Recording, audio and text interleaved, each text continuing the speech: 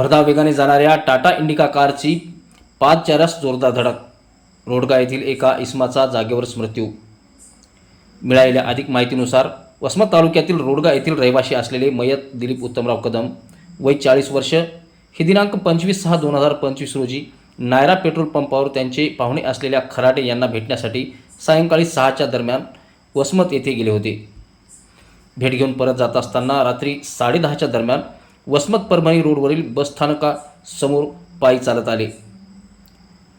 समोरून भरधाव वेगाने येणाऱ्या टाटा इंडिका व्हिस्टा जिचा RTO पासिंग क्रमांक MH21V5475 याने मयत दिलीप उत्तमराव कदम यांना समोरासमोर जोराची धडक दिली व कार चालक भरधाव वेगाने निघून गेला.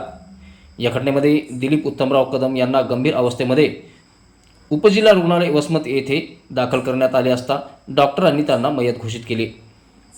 त्यावरून मयत दिलीप उत्तमराव कदम यांचे चुलत भाऊ मारुती शेषराव कदम यांच्या फिर्यादीवरून वसमत शहर पोलीस स्टेशन येथे टाटा इंडिका कार व चालकाविरुद्ध मोटार वाहन कायदा कलम 106, 184, 134A, 134B प्रमाणे गुन्हा दाखल करण्यात आला आहे. सदर घटनेचा तपास पोलीस निरीक्षक सुधीर वाघ हे करत आहेत. प्रतिनिधी भगवान जाधव, वसमत, हिंगोली.